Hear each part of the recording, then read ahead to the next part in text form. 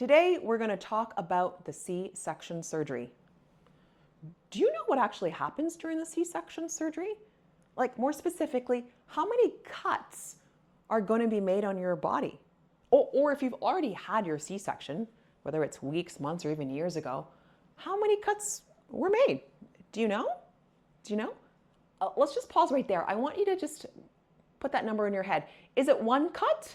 I mean, because you could see the one cut on the outside, but maybe it's two, because your uterus has to be cut through as well, right? Are there more? Listen, whatever number that is that you've put in your head, just park it, because by the end of this video, I want you to know the correct answer.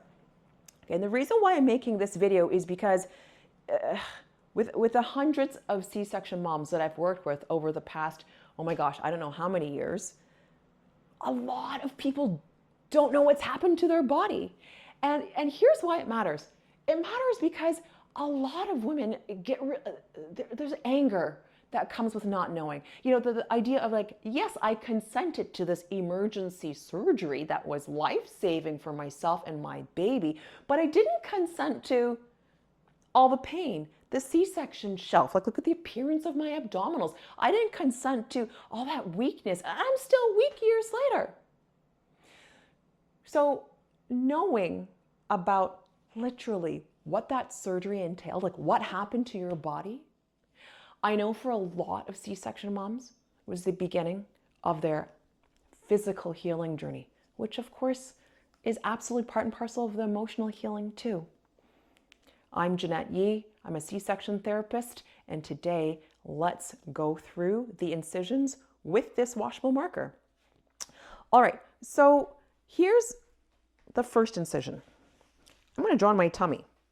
So the first incision is usually just above the pubic bone somewhere, and it's usually horizontal.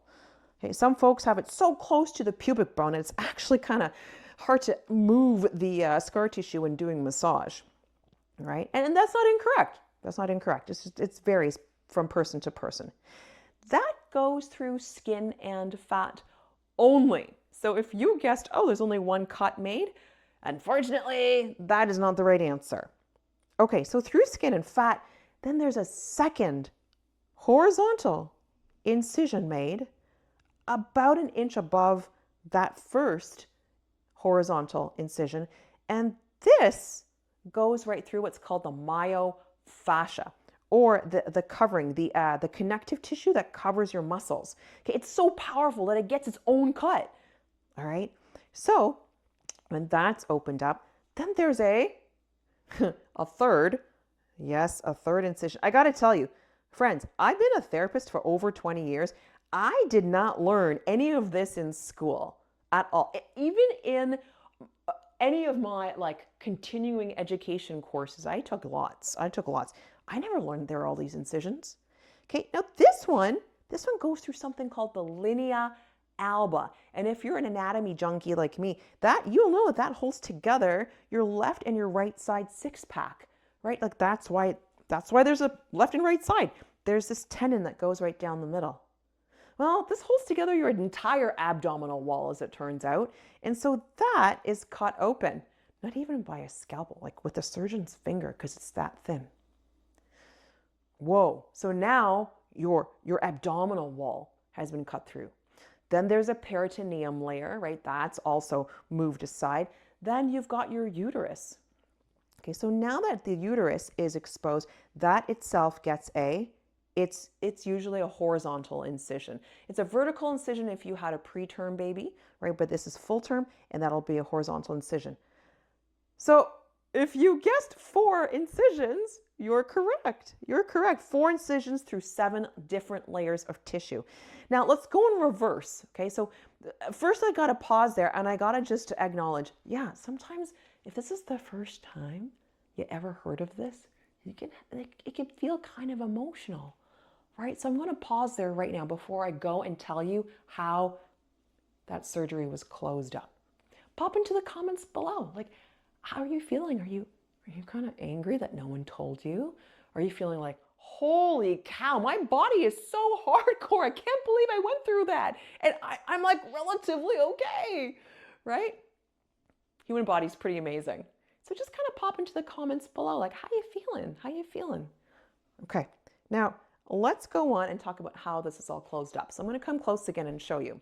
By the way, if this stuff interests you, hit that subscribe button because that'll help me make more videos for you. Here's your incision on your uterus. That's stitched up.